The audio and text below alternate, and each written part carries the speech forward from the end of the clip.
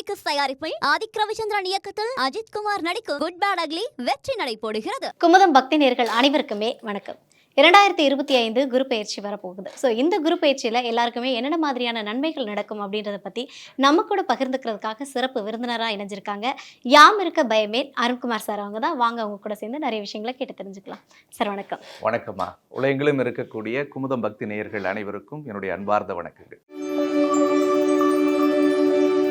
2025 குரு பயிற்சி மகர ராசி நேயர்களுக்கு என்னென்ன மாதிரியான நன்மைகளை கொடுக்குறாங்க சார்? கடந்த 8 வருஷத்துல எந்த கிரகம் பயிற்சி ஆனாலும் தன்னுடைய வாழ்க்கைக்கு ஏதாவது ஒரு நல்ல விஷயம் நடந்துராதா அப்படின்னு சொல்லி எதிர்பார்த்து காத்திருக்கக்கூடிய ராசிகள்ல மகர ராசிக்காரர்கள் முதன்மையானவர்கள். 7.5 சனி எப்பெல்லாம் ஆரம்பிச்சதுன்னு மகர ராசிக்கு கேள்விப்பட்டாங்களோ, ஸோ அன்னையிலிருந்து அவங்க வாழ்க்கையை அனலைஸ் பண்ணி பார்த்துருந்தாங்கன்னா தெரியும், இழக்கிறதுக்கு ஒன்றுமே இல்லைன்னு சொல்லி வழியோடு காத்திருந்தவர்கள் அவர்கள் தான். பொண்ணையே இழந்துட்டேங்க, பொருளை இழந்துட்டேன், என் உயிர் மட்டும்தான் மிச்சம் இருக்குன்னு சொல்லி அழுத மகர ராசிக்காரர்கள் பல பேர் உண்டு. அல்லது இது எல்லாமும் எனக்குள்ள இருந்துட்டா கூட என் வாழ்க்கையில ஒரு பெரிய நிம்மதியும் சந்தோஷத்தையும் நான் என்னைக்குமே பார்த்ததே இல்லையே, எப்படா என் வாழ்க்கைக்கு ஒரு நிம்மதி வரும்னு நினைச்சிட்டு இருந்தவங்க எல்லாருக்கும் இறைவனுடைய அருளோடு ஒரு மிகப்பெரிய மாற்றம் தரக்கூடிய அடிப்படையில் இந்த குரு பெயர்ச்சியும் சரி, இதுக்கு முன்னாடி வந்திருந்த சனி பெயர்ச்சியும் சரி, கோச்சார் அடிப்படையில் நகரக்கூடிய அத்தனை கிரகத்தினுடைய நகர்களும் இருக்குன்னே சொல்லலாம். ஒரு பக்கம் அவர்களுக்கு ஒரு பயம் இருக்கும், 2ல் ராகு வராரு, 8வது இடத்துல கேது வராரு, அதே மாதிரி குருவும் இப்போ 5வது இடத்துல இருந்து 6வது இடத்துல போய் மறையிறாரே அப்படின்லாம் ஒரு அச்சத்தோடு அவர்கள் இருப்பார்கள். 3 குடையவன் 6ஆம் இடத்தில் மறைவது ஒரு மிகப்பெரிய யோகம் தான் மகர ராசிக்கு. ஏன்னா கெட்டவன் கெட்டிடில் கிட்டிடும் ராஜயோகம்னு சொல்லுவாங்க. குரு பகவான் மகர ராசிக்கு 3ஆம் அதிபதி, 12ஆம் அதிபதி. அப்போ அந்த 2த்துக்கு அதிபதியான கிரகம் 6ல் மறையும் பொழுது அவர்களுக்கு விபரீத ராஜயோகம் உண்டாகும். கடந்த காலகட்டங்களில் எதெல்லாம் அவங்க எதிர்பார்த்து கிடைக்கலன்னு சொல்லி இந்த 8 வருஷம் வருத்தப்பட்டாங்களோ, அந்த 8 வருஷத்துக்குரிய பலனை இந்த 1 வருடம் என்பது அவர்களுக்கு கொடுக்கும். அந்த அளவுக்கான ஒரு மிகச்சிறந்த யோகத்தை இறைவன் அவர்களுக்கு ஏற்படுத்த போறாருன்னு சொல்லலாம். குறிப்பா மனதளவுல உடைஞ்சு போய் மனசுல ஒரு குழப்பத்தோடவே வாழ்ந்துட்டு இருந்த மகராசிக்காரர்களுக்கு மனசுல புது தன்னம்பிக்கையும் புது தெம்பும் புது தைரியத்தையும் இறைவன் கொடுப்பார். குடும்ப வாழ்க்கையே பார்க்கல நாங்க அப்படின்னு சொல்லி போராடிக்கிட்டு இருந்த அந்த 7 வருஷமா கல்யாண முயற்சி பண்ணி பார்க்குறேங்க, கூடி வரல, அல்லது திருமணம் கடைசி வரைக்கும் வருது, தடைபட்டு போயிடுது, அல்லது வரன் பார்க்குறோம், நம்ம யாரெல்லாம் பார்க்குறோமோ அவங்களுக்கு கல்யாணம் நடந்துருது அப்படின்னு புலம்பிட்டு இருந்த மகராசிக்கெல்லாம் திருமண யோகம் கூடி வரக்கூடிய காலமாக இருக்கும். குடும்பத்தில் சுப நிகழ்ச்சிகளை இந்த காலகட்டத்தில் அவர்கள் நடத்துவார்கள்.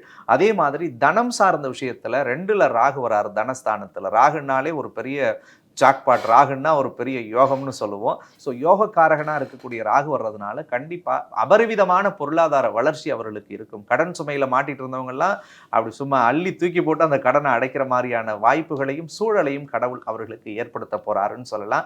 வாக்கு வன்மை மேம்படும். அப்படி அதட்டெல்லாம் இருப்பாங்க இனிமேல் மகராசி. இதுக்கு முன்னாடி இந்த கபாலியில தலைவர் சொல்ற மாதிரி இனிமேல் வரக்கூடிய காலகட்டம் எல்லாமும் நான் எடுக்கக்கூடிய செயல்கள் எல்லாமும் இப்படித்தான் இருக்கும் அப்படின்றத அவர்கள் இந்த உலகுக்கு உணர்த்துவார்கள். திறம்பட பல முடிவுகளை தெளிவோடு எடுத்து இனிமேல் என் வாழ்க்கை இப்படிதான் இருக்குன்றது இந்த உலகத்துக்கு காட்டுற அடிப்படையில் பெரிய சக்சஸ் இருக்கு.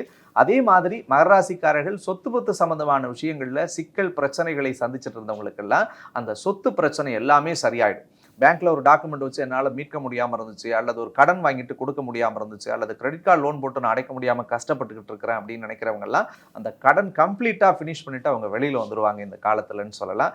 அதே மாதிரி பல பேருக்கு வெளிநாட்டிலிருந்து உள்நாட்டுக்கு திரும்பணும்னு கனவு கண்டுட்டு இருந்தவங்கலாம் உள்நாட்டுக்கு வருவார்கள். உள்நாட்டிலிருந்து பல பேர் வெளிநாட்டுக்கு வேலைக்கு போகணும்னு நினைச்சிட்டு இருந்த மகராசிக்காரர்களுக்கெல்லாம் இந்த வருடத்தில் அந்த வாய்ப்புகள் அவர்களுக்கு பூரணமாக அமையும். ஏன்னா 12ஆம் இடத்தை குரு பார்க்கிறார். ஸோ தெய்வ வழிபாடும் தூரதேச பிரயாணமும் கடல் கடந்து வாணிபமும் கடல் கடந்த பயணங்களும் இவர்களுக்கு கண்டிப்பாக அமைந்தே தீரும்னே சொல்லலாம்.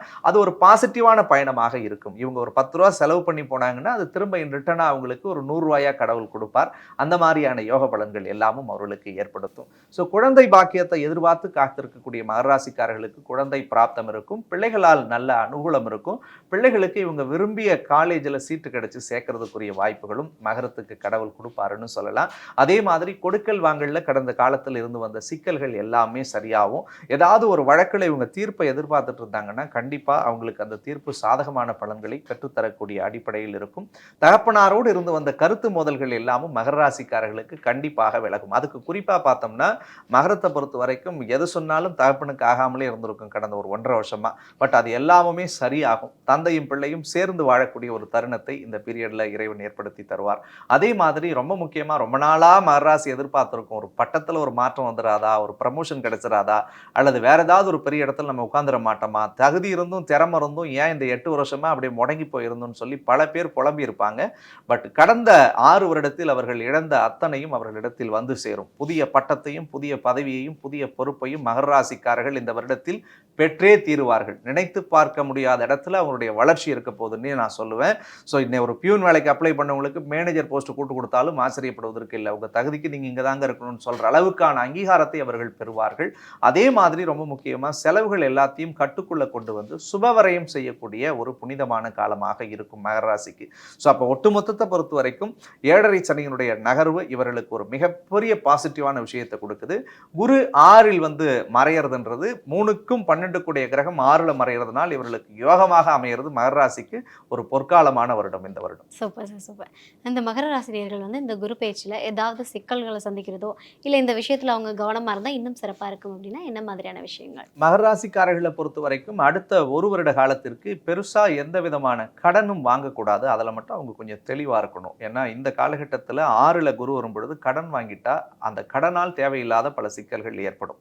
2வது யாரோடு பேசினாலும் பழகினாலும் கொஞ்சம் நிதானமாக பேசணும், பழகணும். ஏன்னா வாக்குஸ்தானத்தில் ராகு உட்கார்றதுனால நல்ல வார்த்தையை இவர்கள் பேசினாலும் அவங்க போயிட்டு அந்த வார்த்தையை கேட்டுட்டு இன்னொருத்தவங்கள்ட்ட இவங்களை பற்றி தப்பாக சொல்லி அதில் ஒரு தேவையில்லாத பிரச்சனைகள் கொண்டு சேர்த்துருவாங்க.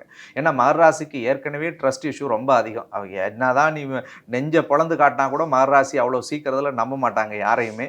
அவங்க ஏன்னா அந்த பொசசிவ்னஸ் அவங்களுக்கு ரொம்ப அதிகமாகவே இருக்கும். அதீத அன்பு அதீத பாசத்தை கொடுப்பாங்க. அதில் கொஞ்சம் கவனமாக இருக்கணும். இது இந்த அதீத அன்பும் பாசமும் அவங்க கிட்ட இருந்துச்சுன்னா அதுவே அவங்களுக்கு பேக் ஃபயரா மாறி எப்ப பார்த்தாலும் என்னையா இப்படியே பேசுறீங்கன்னு சொல்லி உறவுகளுக்குள்ள சில விரிசல்களை கொண்டு சேர்க்கும். அதுல மட்டும் கொஞ்சம் நிதானமா இருக்கணும். மெயினான எச்சரிக்கையா பார்க்கக்கூடியது ஃபைனான்சியல் ஹேண்ட்லிங் அவங்க ரொம்பவே கவனத்துல இருக்கணும். ஏன்னா 8ல் கேது வர்றதுனால கொடுக்கல் வாங்கல் சம்பந்தமான விஷயம், டாக்குமெண்ட் யாருக்காவது சைன் பண்ணுறது, யாருக்காவது சிபாரிசு பண்ணி லோன் வாங்கி கொடுக்கறது, இந்த மாதிரியான விஷயங்கள் எல்லாம் மகர ராசிக்காரர்கள் கொஞ்சம் நிதானத்தோடு செயல்பட்டாலே அவர்களுக்கு ஒரு மிகச்சிறந்த வருடமாக இந்த வருடம் அமையும். அதாவது இந்த மகர ராசி நேயர்களுக்கு இந்த வருஷம் குரு பேச்சு ரொம்ப சிறப்பாக இருக்கும்னு ரொம்ப அழகாக சொல்லிட்டீங்க. இவங்களுக்கு இந்த கோவில் வழிபாடு பண்ணினா இன்னும் சிறப்பானதாக இருக்கும், இல்லை இந்த பரிகாரங்கள் நீங்கள் பண்ணுங்கள் இன்னும் எந்த பிரச்சனையும் இல்லாமல் ஸ்மூத்தாக இருக்கும் லைஃப் அப்படின்னா என்ன மாதிரியான கோவில் வழிபாடு சொல்லுவீங்க? மகர ராசிக்காரர்களை பொறுத்த வரைக்கும் கோச்சார் அடிப்படையில் அவர்களுக்கு நாகதோஷம் வர்றதுனால, ஏன்னா ராசிக்கு 2ல் ராகுவும் 8வது இடத்துல கேதுவும் வருவதனால அந்த சர்பத்தின் பிடியிலிருந்து தப்பிக்கிறதுக்கு பெண் தெய்வ வழிபாடுன்னு சொல்லக்கூடிய அம்பாளுடைய வழிபாடுகளை அவர்கள் செய்தால் ஒரு மிகப்பெரிய பலம் பொருந்தியதாக இருக்கும். சர்பத்தோடு அமைந்திருக்கக்கூடிய நாகம்மன் கோவில் எந்த கோவிலாக இருந்தாலும் சரிதான். அந்த அம்மனுக்கு பாலபிஷேகம் செய்யும் பொழுது ஒரு படி பால் வாங்கி கொடுக்கலாம். அந்த அம்மனுக்கு எலுமிச்சம்பழம் மாலை கோர்த்து வழிபட்டுட்டு வரலாம். முடிஞ்சா மகர ராசிக்காரர்கள் ஒரு 10 பேத்துக்கு அல்லது ஒரு 11 பேத்துக்கு சுமங்கலி தானம் பண்ற மாதிரி மஞ்சள் கயிறு, ஒரு ஜாக்கெட் விட்டு மஞ்சள் குங்குமம் வச்சு அந்த பிள்ளைங்களுக்கு தன்னால் இயன்ற பணம் எவ்வளோ இருந்தாலும் அது ₹1 தொடங்கி 11, 101 நீங்கள் வச்சு ஒரு 10 பேத்துக்கு தானமாக கொடுக்கறது இவங்களுடைய வாழ்க்கைக்கு ஒரு மிகப்பெரிய பலம் பொருந்தியதாக இருக்கும். இந்த சர்ப்பதோஷத்திலிருந்து அவங்க ஈஸியாக தப்பிச்சுக்கலாம். அண்ட் இதோடு மகர ராசிக்காரர்கள் ஞாயிற்றுக்கிழமை வரக்கூடிய ராகு கால வேளையில் அதே மாதிரி பக்கத்தில் இருக்கக்கூடிய துர்க்கை கோவிலோ காளி கோவில் அல்லது அம்பாளுடைய கோவில் எந்த கோவிலாக இருந்தாலும் அந்த கோவிலுக்கு சென்று ஜோடி தீபம் ஏற்றி வழிபடும் பொழுது, என்னால் சர்ப்பதோஷம் ஏற்பட்டால் கணவன் மனைவி வாழ்க்கைக்குள்ளதான் பிரச்சனைகளை கொண்டு சேர்க்கும். அப்போ அந்த 2 தீபம் என்பது கணவன் மனைவியை குறிக்கிற மாதிரி இல்லற வாழ்க்கையில் எங்களுக்கு நல்ல ஒரு தெளிவையும் புரிதலையும் கொடுங்கன்னு சொல்லி வேண்டிட்டு அவங்க ஏற்றிட்டு வந்தாலே போதும். அவருடைய வாழ்க்கை இந்த வருடம் முழுக்க சுபிக்ஷமானதாகவே இருக்கும். Super sir, super. அதாவது மகர ராசினியர்கள் கொடுக்கல் வாங்கலில் மட்டும் கொஞ்சம் கவனமாக இருக்கணும், மற்றபடி விபரீத ராஜயோகம் கிடைக்கும் அப்படின்னு சொல்லிட்டு ரொம்ப அழகாக சொல்லியிருக்கீங்க. Thank you so much sir. Mythri movie makers தயாரிப்பில் ஆதிக் ரவிச்சந்திரன் இயக்கத்தில் அஜித் குமார் நடிக்கும் குட் பேட் அக்லி வெற்றி நடை போடுகிறது.